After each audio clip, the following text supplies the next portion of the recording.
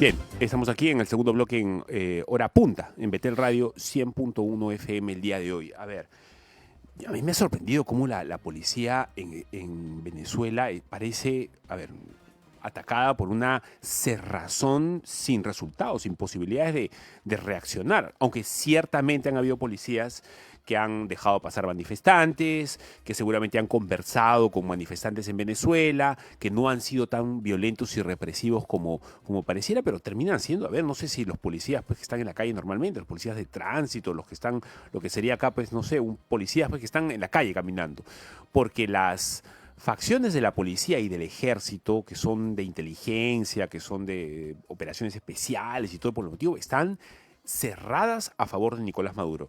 Y yo me pregunto, ¿cómo se logra una policía así? ¿Y qué estamos haciendo en el Perú desde adentro de nuestras escuelas de oficiales y suboficiales para formar elementos que sean, no solamente que tengan las cosas claras en el sentido de operatividad y de que sepan cómo hacer su profesión y ejercer su oficio, sino en la cabeza? ¿Qué tipo de policías estamos formando? No solamente ideológicamente, a ver, finalmente, sino como personas. Nos empeñamos en formarlos así también. Hemos invitado al ex ministro del Interior, Gastón Rodríguez. ¿Cómo está usted, general? ¿Qué tal? Qué gusto saludarte, Fabricio. Un saludo para todos los oyentes de tu programa. A ver, ¿cómo está la policía desde adentro? ¿Cómo estamos formando a nuestros agentes? Fíjate, la policía no hay que perder de vista que viene de una serie de embates en los que se ha visto seriamente afectada.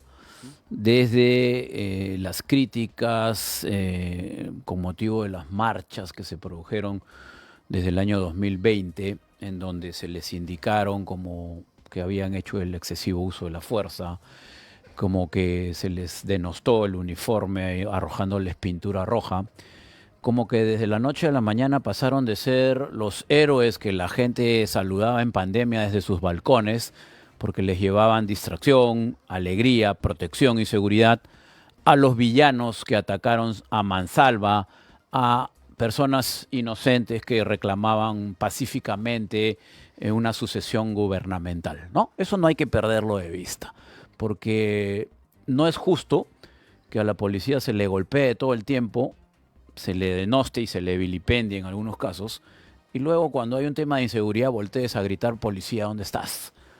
Eso no hay que perderlo de vista. El respeto a una institución como es la Policía Nacional tiene que nacer de la propia ciudadanía. Claro, hay situaciones ajenas o excepciones en donde hay policías que no cumplen a cabalidad con su función, que generan, como es obvio en la comunidad, no solamente nacional, sino internacional, la generalización de las malas acciones, ¿no es cierto? Cuando un policía comete una situación irregular, se dice la policía. Pero cuando comete algo bueno, el sargento, el suboficial Pérez, se individualiza. Con todo este preámbulo, tengo que decirte que realmente la policía sufrió de esos embates y también perdió de vista muchas veces la parte de identidad, la doctrina, la mística y la esencia que debe tener todas las policías del mundo en estar completamente fidelizado con lo que es tu misión de servicio a la comunidad. Eso lo han tratado de reforzar los diferentes comandos a través del cambio incluso de la currícula, a través de capacitaciones a oficiales en el extranjero que puedan venir a revertir las situaciones que se veían como falencias o como debilidades y se puedan concretar acciones para tener una policía como la que realmente necesita el Perú, con valores, con identidad, con mística, como te digo, y una plena fidelización con su trabajo. No podemos perder de vista tampoco que el alma mater, la escuela de oficiales de la Policía Nacional del Perú, ha sido destruida, derrumbada, ¿no? Y los cadetes fueron trasladados ya desde hace aproximadamente 3 o 4 años a la escuela de suboficiales. Es decir, tenemos... Está ahí en el Cono Norte. Así es, en Puente Piedra. Ahí están los oficiales también. Ahí ahora están los cadetes. Entonces, fíjate. ¿En Chorrillos ya no están? Tenemos promociones, como la última, que están egresando al servicio policial sin conocer su alma mater. Entonces ahí hay que reforzar enormemente los temas de identidad, ¿no es cierto?, para poder realmente ejercer una labor, digamos, profesional, íntegra, al servicio de la comunidad. Eso por un lado. Por otro lado, sí, pues hay una escuela en Puente de Piedra que ha salido un reportaje el día de ayer. Sí, en cuanto ¿no? a poder, Claro. bastante precarias las instalaciones. Vetusta, ¿no? Con un sistema, yo creo, hasta anacrónico en cuanto a su capacidad logística. Y realmente hay que modificar o subsanar esa situación inmediatamente porque presupuestos existen, ¿no? Hay presupuesto para mantener las escuelas. Obviamente los procesos, como sabemos bien en el sector público, demoran una eternidad, pero eso no es óbice ni mucho menos excusa para que los servicios básicos, como se ha visto ayer, baños, caños, ¿no? Estén en ese estado de deterioro. Yo creo que inmediatamente el comando de la propia escuela de oficiales o de la Dirección de Educación de la policía debe estar tomando cartas en el asunto inmediatamente, porque lo primero que hay que darle es por lo menos un estado de confort, ¿no? De bienestar, para que el alumno, futuro policía, se pueda desarrollar dentro de un ambiente o un clima de estudios favorable para ellos, ¿no? Esta escuela de formación de la policía es la que está en el Cono Norte ahorita. La Escuela Nacional de Formación de la Policía tenía su sede en La Campiña, y tenía la escuela de oficiales y la escuela de suboficiales. Al derrumbarse toda la escuela para hacer un proyecto nuevo de escuela de oficiales, toda la escuela nacional se ha trasladado a Puente Piedra. ¿Y hasta cuándo van a estar ahí? Bueno, tengo entendido que la construcción importará 2 años aproximadamente. 2 años más. Sí, 2 años. Y mientras tanto, a ver, el problema es este. El problema es que anoche las imágenes propaladas por el reportaje de Cuarto Poder han sido, pues, a ver, de instalaciones precarias. A ver, ese es el nombre. O sea, a ver, baños inusables, ¿no? O sea, a ver, en la casa no sé de quién es el que decide eso. Eso es lo que yo le quiero preguntar. ¿Quién es el responsable? Si en su casa va a tener el baño así. Claro. O si en el colegio de sus hijos va a tener el baño así, ¿no? O sea, la cuestión es que ¿quién es el responsable de tener los baños así? Porque está muy bien que reaccionen con el reportaje, pero la idea es que no haya un reportaje, ¿no? No, la idea evidentemente. Es que no lleguemos a ese punto, ¿no? Evidentemente, y yo creo que, a ver, también hay algo que no se puede perder de vista. Si bien es cierto, esto ha sido una situación evidente y es de un clamor de la ciudadanía que todas las escuelas de policías funcionen adecuadamente, hay responsabilidades internas. Por ejemplo, en la época que nosotros éramos cadetes, había un servicio se le llamaba cuartelero, que se encargaba de mantener, no la limpieza, sino mantener la limpieza que todos los cadetes ejecutan de sus áreas. O sea, la policía no tiene un service, como en otras instituciones armadas, en donde les limpian o se encargan del aseo. Aquí cada cadete, cada alumno se encarga de su puesto, ¿no? Su ropero, su cama, tender su cama, encerar, limpiar antes de salir a la formación diaria de instrucción. Entonces el cuartelero se encarga de mantener eso, pero obviamente hay tachos, los caños funcionan, ¿no? Si hay algún desperfecto se comunica inmediatamente al oficial, que es el primer eslabón del cadete o del alumno, es el oficial de sección. ¿Correcto? Que es un teniente normalmente. Se comunica, hay un desperfecto en el baño, entonces el oficial inmediatamente acciona con servicios generales. Servicios generales de las escuelas es un área que es encargada del mantenimiento de todas las instalaciones, ¿no? Ahí van los jardineros, están los gafiteros, ¿no? ¿Hay policías también adentro? ¿O normalmente son trabajadores? Son trabajadores contratados. Son trabajadores contratados que tienen esa especialidad, ¿no? Y ellos son los que inmediatamente accionan en un primer nivel. Obviamente, si ya hay un tema de infraestructura logística, se tiene que reportar ya a otras instancias hasta llegar a la propia dirección de la escuela para poder coordinar con el área de logística de la dirección de instrucción primero y luego, si ya es algo mayor, pues con el área de logística de la policía, ¿no? Pero digamos que debería haber una supervisión constante para que imágenes como las que hemos visto ayer no tengan que producirse, no solamente porque es un escándalo, sino porque además es parte de la salubridad pública, ¿no es cierto? No solamente es lo que tú le estás diciendo a la población, mira cómo está la policía, sino lo que le estás diciendo al policía que está viendo eso. Así es. O sea, debe causar no buenos pensamientos en el policía, que digan, oye, me pagan tanto, encima expongo mi vida, me dicen tal por cual en la calle, y encima voy al centro y mi baño pues no funciona. Claro, definitivamente es un tema, como te digo, que hay que preocuparse por parte de las autoridades encargadas con la finalidad de brindar este bienestar para poder desarrollar. Acuérdate que cuando hay un clima laboral, por ejemplo, ya en el trabajo, agradable, tú desarrollas tus actividades profesionales, ¿no? Igual, en el clima de la educación, tiene que tener por lo menos los servicios básicos para que tú puedas desarrollar tus potencialidades. ¿Debería tener un service la policía para hacerlo? Bueno, yo para creo que todo. ahora que hay modernidad y que se están viendo que estos sistemas funcionan en otras organizaciones, podemos adaptarnos, ¿no? Sería cuestión de convocar a un proceso o una licitación y ver de qué manera un service podría ejecutar la limpieza por lo menos básica en un centro de formación como es la policía. A ver, a mí también me parece que podría ser una salida general. Sin embargo, uno tiene, o quizás es una idea errada que yo tengo, uno tiene la idea de que las Fuerzas Armadas, las instituciones, solucionan ellos mismos sus problemas, ¿no? Porque tienen a los cadetes, tú le mandas a la mitad de una sección que todo lo tiene que tener limpio hoy, la siguiente... Normalmente no sé si es así, si sigue siendo. Igual es en la policía. Bueno, ¿no? y si hay gente que sabe arreglar cosas, pues los tienen que arreglar ellos mismos. O sea, no sé si se ha perdido eso o qué es lo que está pasando. No, fíjate, nosotros teníamos un adagio ahí en la escuela, dice que el cadete es mago, ¿no? El cadete es mago porque tiene que solucionar sus problemas, ¿no? Obviamente si vas a recurrir desde el primer problema que tienes a buscar infraestructura logística, vas a perder el tiempo porque demoran los procesos. Entonces uno trata de solucionar sus temas. Pero no pierdas de vista otra cosa, Fabricio.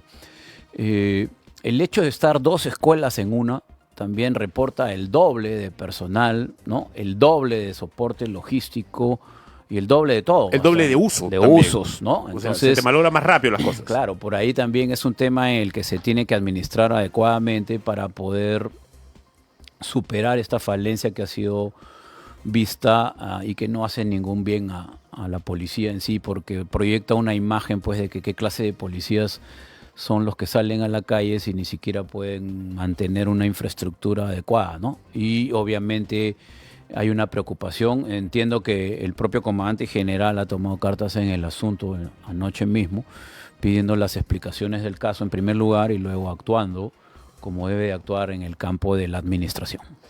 A ver, y en la currícula, ¿cómo estamos? ¿Qué se le enseña? A ver, ¿qué es lo básico que termina sabiendo bien todo policía que sale? Fíjate, hoy día se han preocupado mucho por el tema de derechos humanos. Hay un estándar internacional que gradúa el uso de la fuerza en forma racional y todo policía que egresa al servicio debe estar compenetrado completamente de lo que significa el hacer uso de la fuerza en esta forma, como te repito, en el cotidiano trabajo que tiene con la ciudadanía. La actuación de la policía siempre es criticada por quienes muchas veces no conocen cuál es la problemática y solamente ven a un policía poniéndole marrocas sobre el capot de un vehículo a una persona y basta que un ciudadano diga es mi tío, es mi primo, no ha hecho nada para que haya inmediatamente una reacción muchas veces de la población o de los vecinos en los que se está produciendo la intervención. Eso hemos tenido intervenciones muchas veces en los que delincuentes comprobados con denunciante en el interior del patrullero haya gente que sale a hacer una especie de reacción vecinal contra el policía que está interviniendo y muchas veces también vemos de que hay policías que pierden a su detenido por la protesta, digamos, que se va haciendo masiva de todo un vecindario y los recuperan de sus captores, que son los policías, ¿no? Entonces el tema de derechos humanos está siendo muy, digamos, tocado en las escuelas con la finalidad de que se tenga la esencia real de lo que es trabajar en beneficio de la comunidad. Pero siempre hay que ser prudente, pero sin debilidad, porque la acción coercitiva del Estado a través del poder de policía que tiene este Estado se realiza a este poder de policía a través de la Policía Nacional del Perú.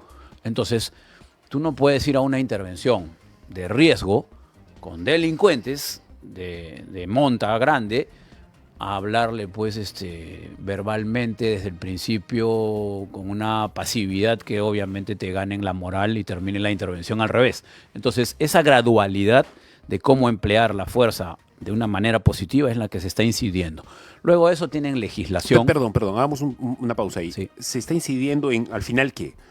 ¿Ser violentos hasta dónde? ¿Hasta cuándo? No, se está incidiendo... ¿O ejercer el dominio de la violencia en qué momento? Así es, en hacer el uso de la fuerza en forma gradual, de acuerdo a los estándares que comienzan. ¿Qué significa gradual? Gradual comienza en los temas de orden público, que es lo que más nos preocupa, por ejemplo, cuando hay una manifestación, un cierre de carreteras, que obvio es un delito, ¿no es cierto? Sí, claro. Está contemplado como delito. Sí, Sin embargo, la policía tiene que tener el tino y el criterio necesario para no actuar como si fuera otro delito, por ejemplo, un asalto a un banco, ¿cierto? Que también es un delito. Sino que aquí, a pesar de que se está cometiendo un delito en el cierre de la vía, tienes que ir a dialogar en primer lugar. ¿Correcto? Desde ahí ya enfoquemos la situación distinta en la que se tiene que enfrentar el policía.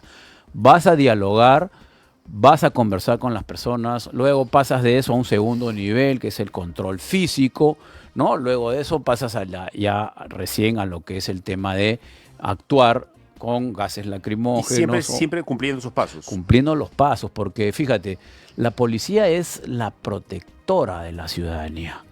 Así nos tiene que ver la comunidad a los policías, como el ángel guardián al quien tú puedes recurrir. Que eso se ha venido a menos, que es discutible esa posición, claro, porque hay conductas disfuncionales que han llevado a eso, pero también acciones de gobernantes que se han dedicado a estropear o a querer bajar la moral de la policía, ¿no es cierto? Después de eso tienes legislación, llevan derecho penal, derecho constitucional, derecho civil, ¿cierto?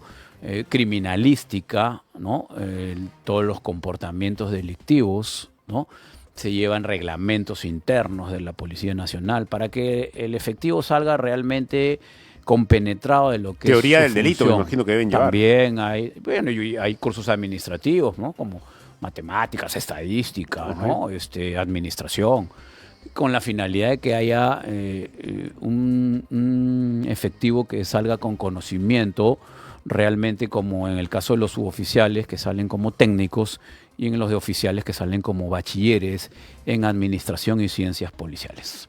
A ver, general, estamos con el general Gastón Gaviola, exministro Rodríguez. Perdón, Gastón Rodríguez. Gaviola, perdón, Gaviola es mi compañero de Latina. Bueno, Gastón Rodríguez, exministro del Interior, con nosotros. A ver,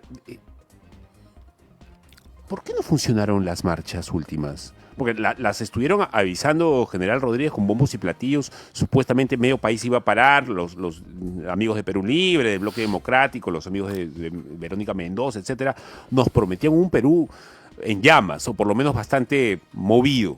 Pero nada de eso pasó. ¿La policía tuvo que ver ahí o no? A ver, yo creo que este es un clarísimo mensaje a todas esas ideologías perversas y recalcitrantes que el país se hartó de este tipo de manifestaciones y de protestas. Ninguna de las convocatorias que han tenido Verónica Mendoza en el sur, ¿no? U otros connotados políticos radicales de izquierda han tenido acogida. Han sido marchas muy débiles, con muy pocas personas, porque realmente el ciudadano peruano quiere seguir trabajando. El ciudadano peruano quiere oportunidades para desarrollarse y claro. sabe que la protesta lo condiciona directamente a una sensación de pérdida económica, a una inestabilidad laboral que ya no está dispuesto a ejercerla.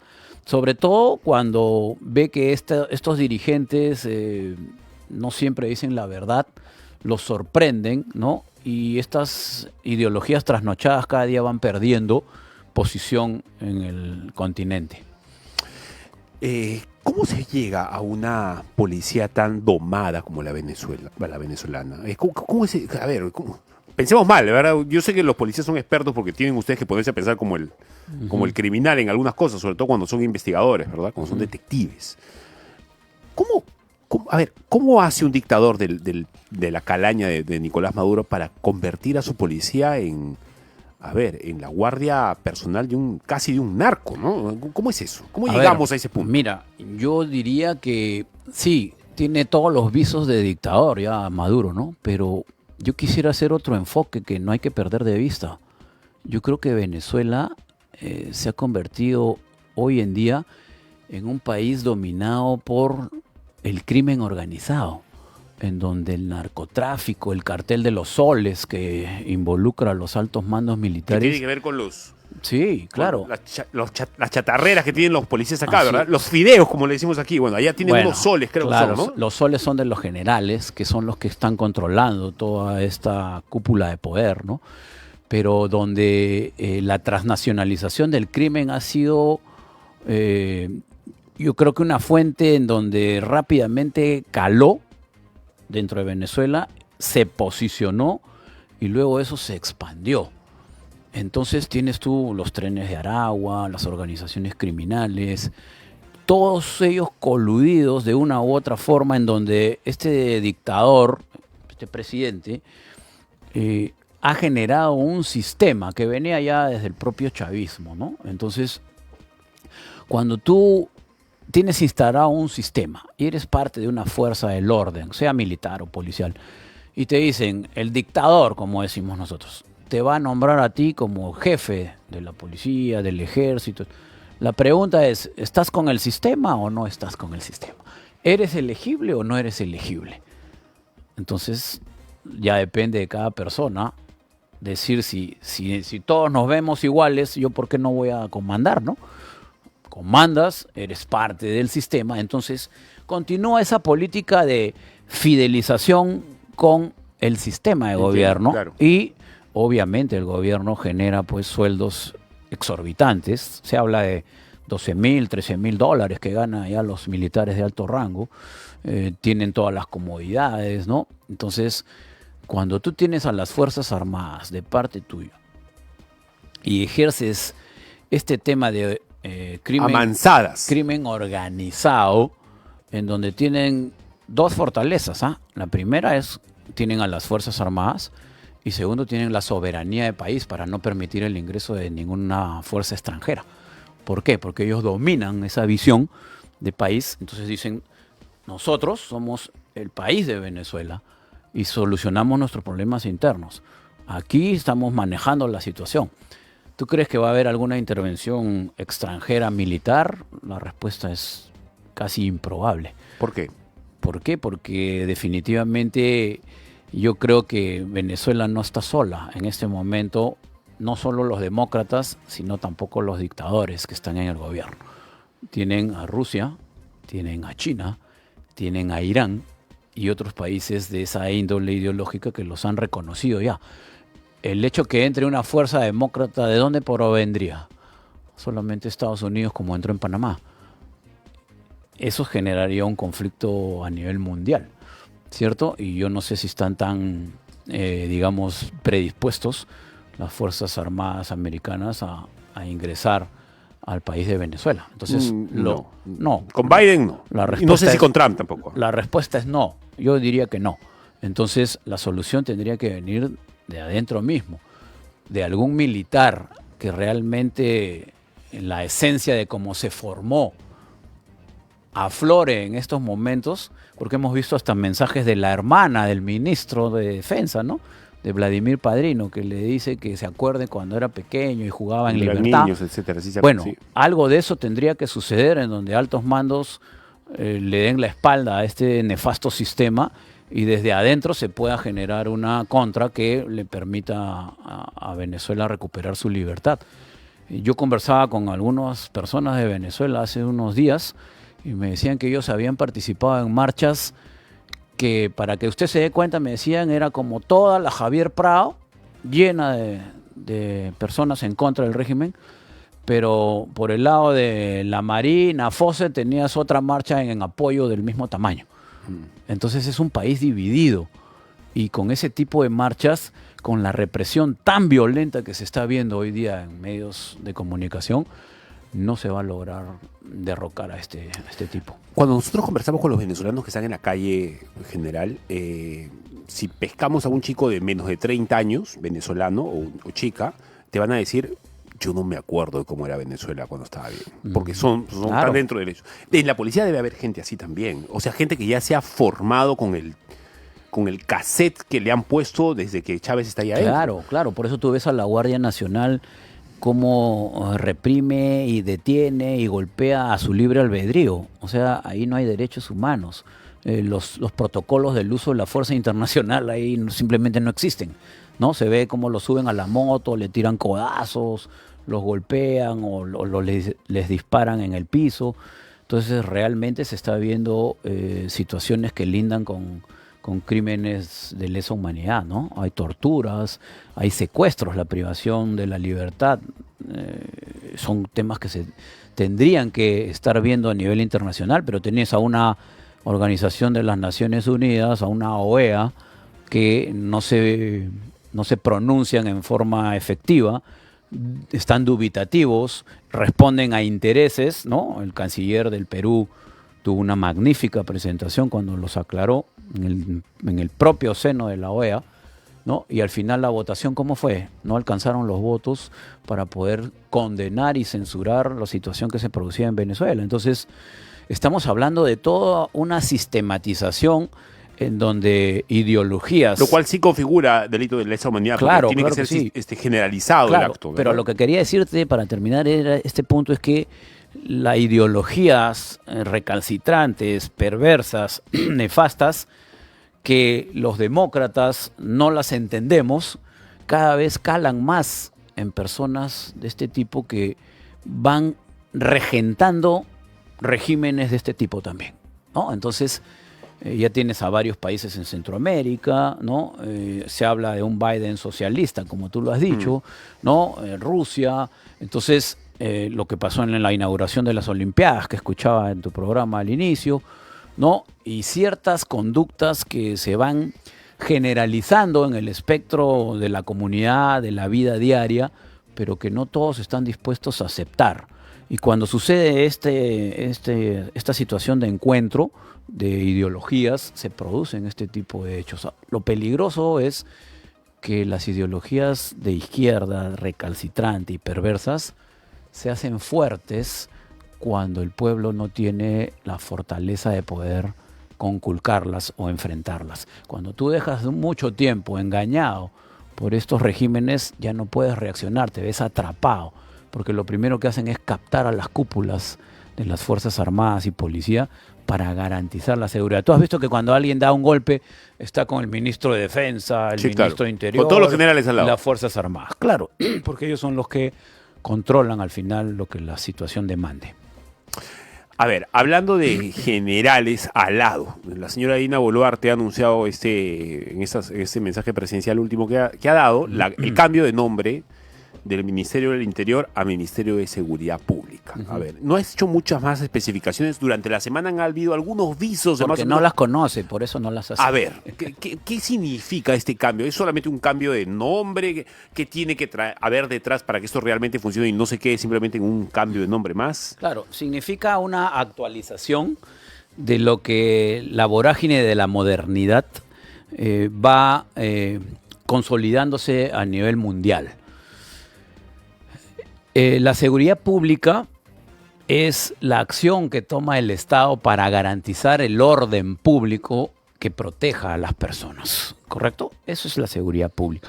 Pero se sustenta en 4 factores o pilares fundamentales: la seguridad humana, la seguridad ciudadana, el orden público propiamente dicho y el orden interno.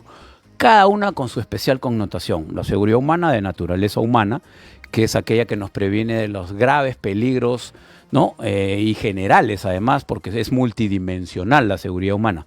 En seguridad humana, que es un término acuñado en la OEA, en la ONU, en las Naciones Unidas, es un término que tiene 7 aspectos multidimensionales. Se habla hoy en día, por ejemplo, en seguridad humana, de seguridad alimentaria, de seguridad económica, de seguridad social, ¿correcto? Ambiental. Entonces, tú te vas dando cuenta que son todas las amenazas graves y recurrentes que tiene el ser humano. Eso hoy en día está dentro de lo que es la seguridad pública.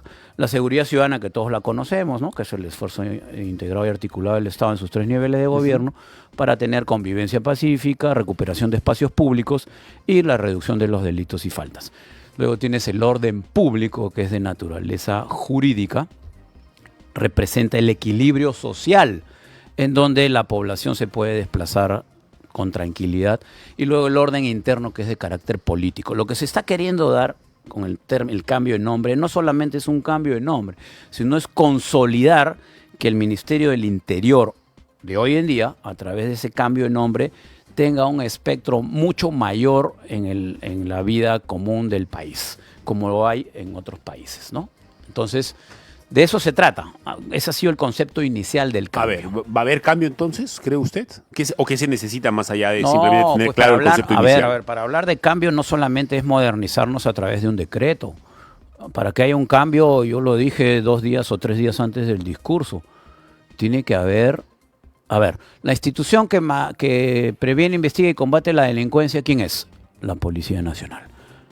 Entonces, antes de estar preocupándonos por serenos con guardaespaldas, serenos con pararrayos, con balas de goma, qué sé yo. Sí, démosle el soporte a la Policía Nacional del Perú.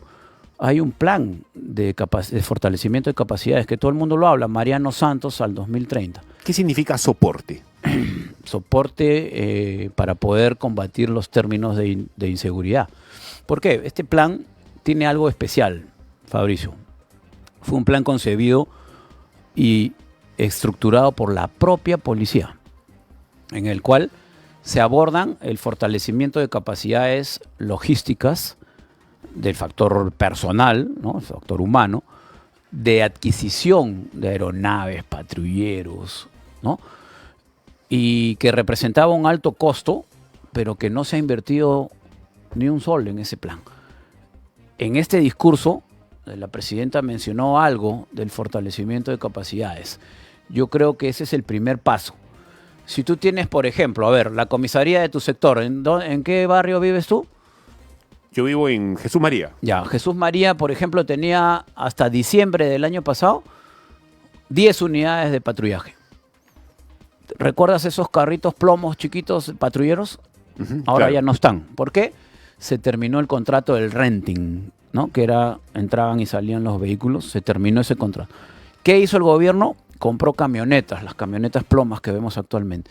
Pero como el número del renting frente a la compra de las camionetas no era el mismo, las camionetas eran menos, ahora tu jurisdicción estoy seguro que tiene la mitad o menos de patrulleros. O sea, si tenía 10, ahora tiene 4 o 5. ¿Eso qué ha hecho? Ha mermado enormemente la capacidad operativa de la policía en el patrullaje. Por eso es que cuando roban en cualquier distrito, el ciudadano con razón sale y dice: no veo a la policía. ¿La policía pasa por acá?, le dice el periodista. No, el serenazgo tampoco.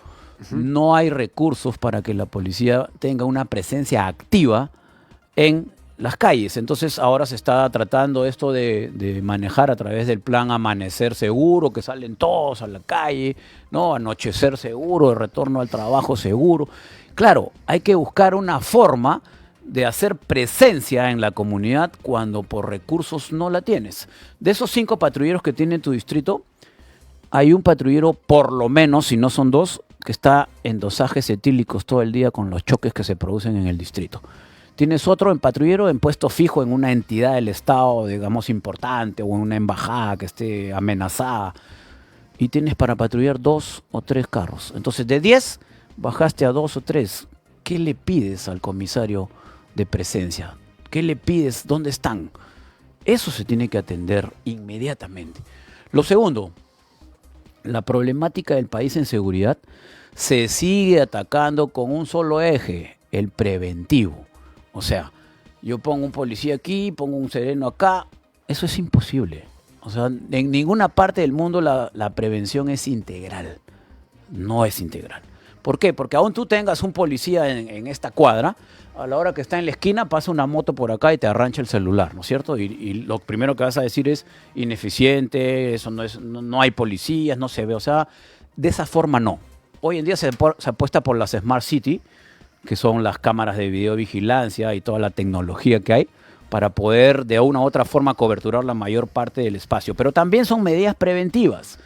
Aquí lo que falta, Fabricio, y no me voy a cansar de decirlo, es que frente a todas las estrategias, frente a todas las reestructuraciones que se pueden hacer en el campo de la Policía Nacional, ¿no? En procesos, cultura, estrategias, ¿no? Tiene que haber una parte coercitiva también del Estado, porque las democracias tienen cómo defenderse de este tipo de amenazas globales. ¿Dónde está la infraestructura penitenciaria? ¿Por qué los ladrones o los rateros, como le llama la comunidad, que son presentados en la prensa, todos han sido capturados 3 o 4 veces en el año por ese comisario, por ese policía que los está presentando ahí en televisión? ¿Por qué tienen el cuajo de mandarle saludos a la policía que están haciendo bien su trabajo? Un saludo para el Escuadrón Verde que hace bien sus capturas. O sea, a ese grado de sinvergüencería hemos llegado porque no hay una acción contundente. Tenemos un código procesal penal súper garantista, pero para ellos, no para el ciudadano que se ve afectado. Entonces el delincuente entra y sale. ¿Quién lo suelta? ¿La policía? ¿O el Ministerio Público? ¿O el Poder Judicial? Cualquiera de los operadores de justicia. Pero la imagen que se proyecta para el ciudadano de la calle es una imagen de absoluta impunidad. Porque ve al delincuente que le robó a su hija o a su hijo en la misma esquina que le robó con la misma ropa. Y la policía no lo puede capturar porque simplemente no está en flagrancia. Y en este país, para que te puedan capturar en la esquina, tienes que estar en flagrancia, o sea, robando. Pero cuando robas y te capturan, el fiscal o el juez lo suelta porque obviamente hay 400% de sobrepoblación en el penal de Chanchamayo, 136% a nivel nacional, 68 penales desde el 2008, pero la población se ha duplicado y está camino a triplicarse, la población penal. Entonces, ¿las cárceles qué son ahora? ¿Centros de readaptación social o escuelas del crimen?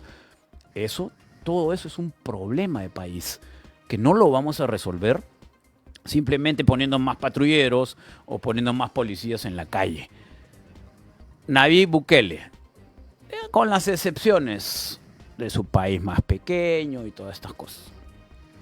Lo que hay que rescatar de Nayib Bukele es que él se puso el problema de su país al hombro. Por eso yo hablo de un liderazgo conductual.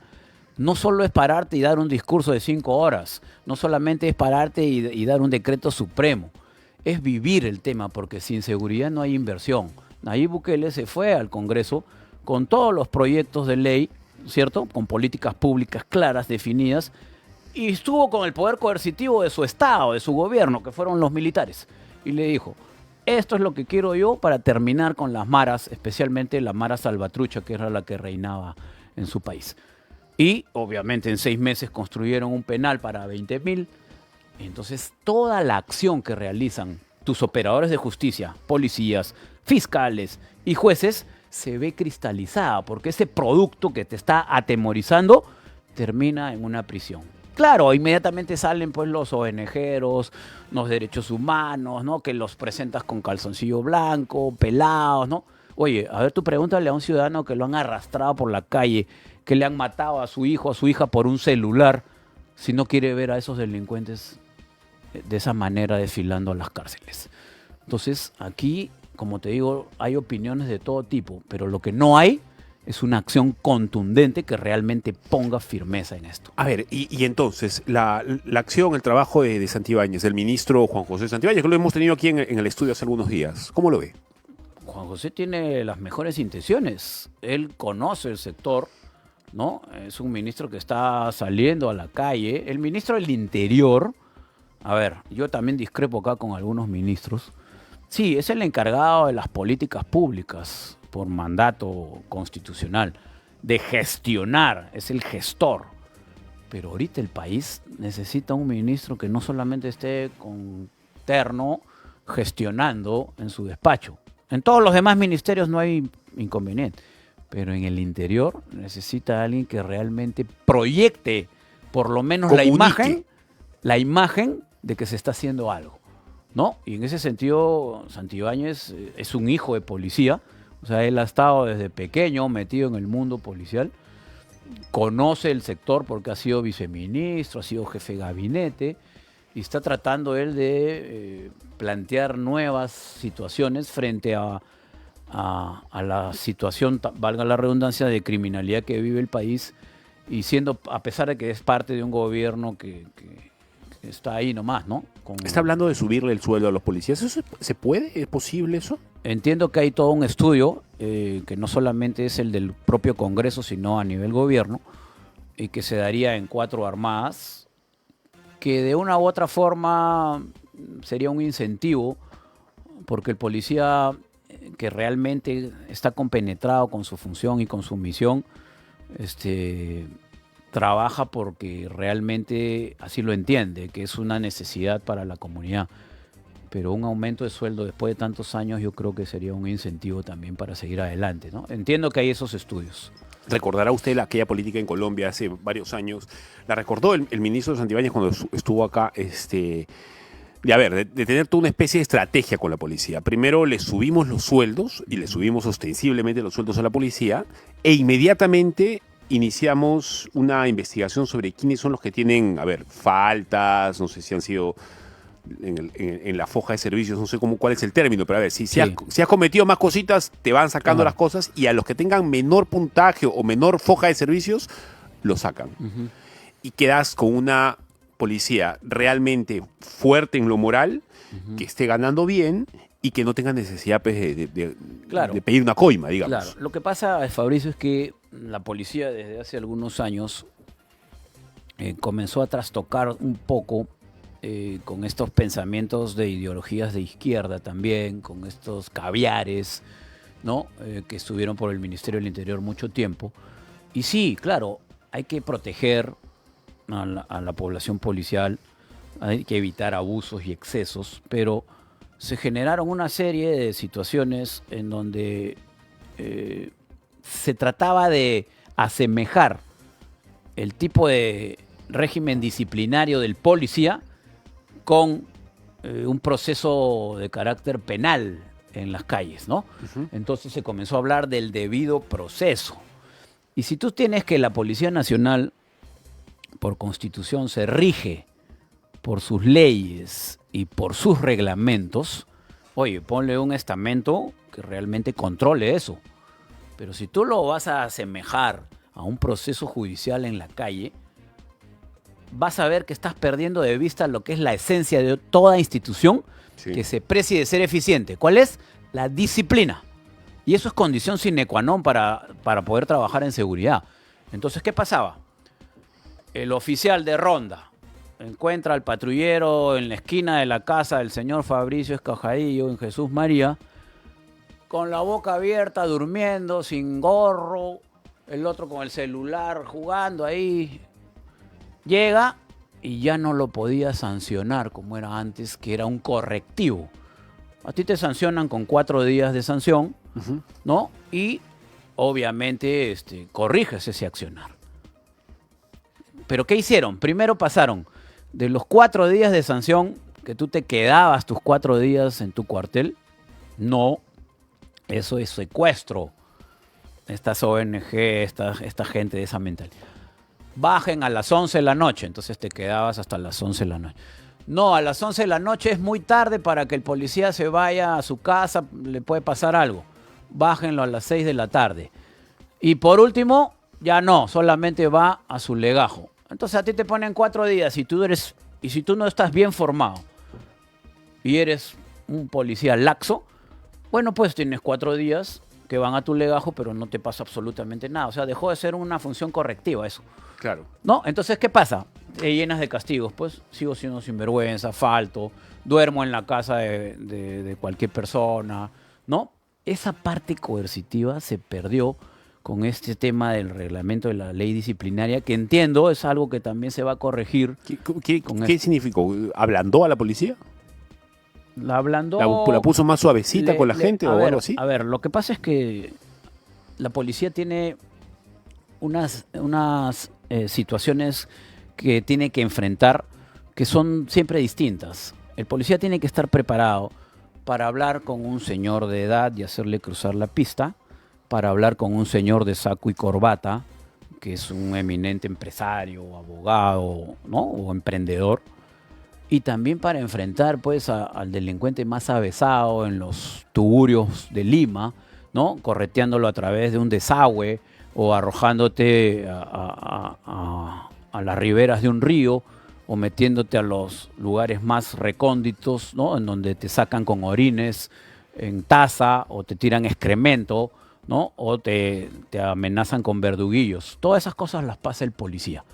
Entonces, para poder enfrentar a los primeros que te he dicho, sí, perfecto.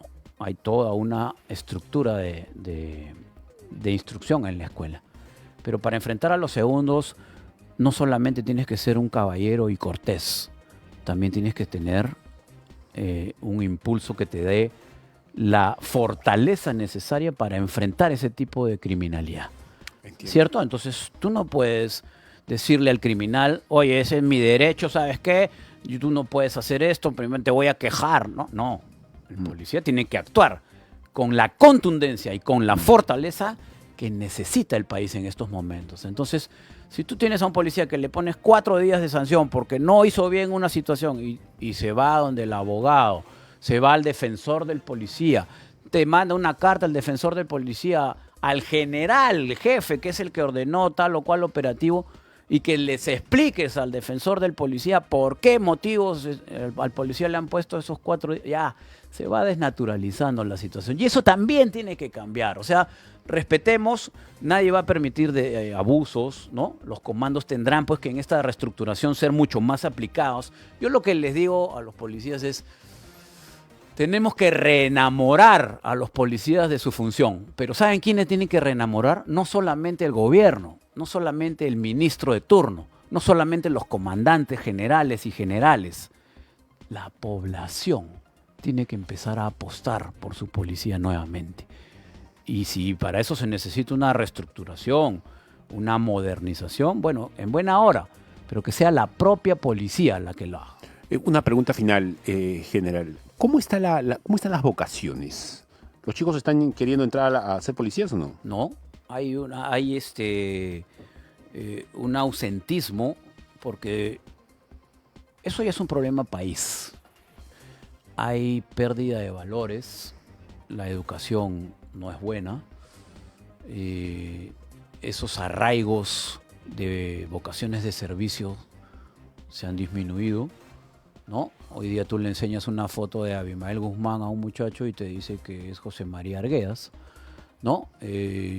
Confunden las cosas, los pandillajes perniciosos, las barras bravas, el facilismo un poco que ha tomado connotación.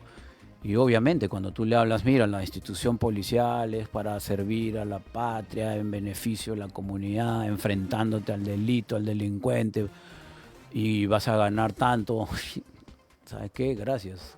Entonces tú ves que las escuelas muchas veces posponen sus procesos, ¿no?, de captación para tener un mayor tiempo en captarlos. Hay que mostrar lo que realmente es ser policía, pero no hay que perder de vista los colegios. En mi época, cuando era cadete, íbamos los cadetes a los diferentes colegios para hablar con las promociones de quinto y secundaria.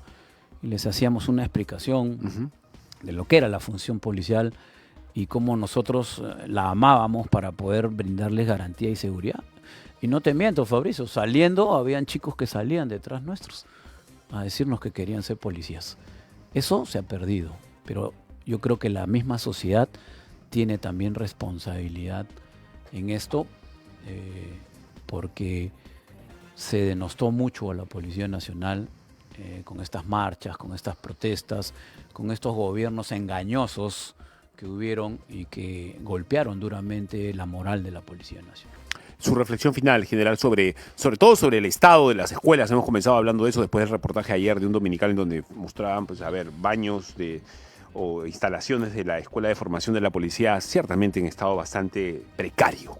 ¿Qué opina usted? ¿Con qué reflexión final nos deja? Fíjate, yo creo que la reflexión final siempre va a estar dirigida a quienes lideran Yo en mi carrera profesional siempre traté de apegarme lo más posible a situaciones de liderazgo, de poner el pecho por su gente y de estar al frente de los acontecimientos que generaban violencia y en los cuales el policía subalterno no puede estar en un estado de indefensión frente a una masa, frente a una actividad delictiva.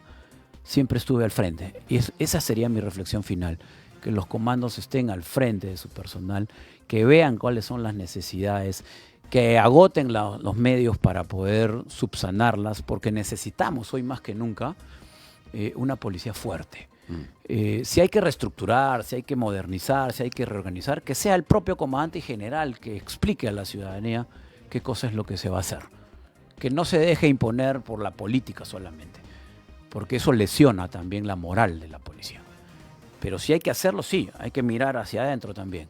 Tenemos lamentablemente un informe de Contraloría donde ha colocado a la policía como en el número 1 del tema de corrupción.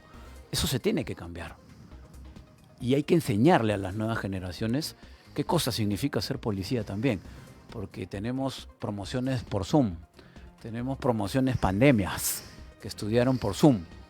Qué mística, qué identidad puede tener ese policía, que con total desparpajo te puede pedir dinero en la calle, ¿no?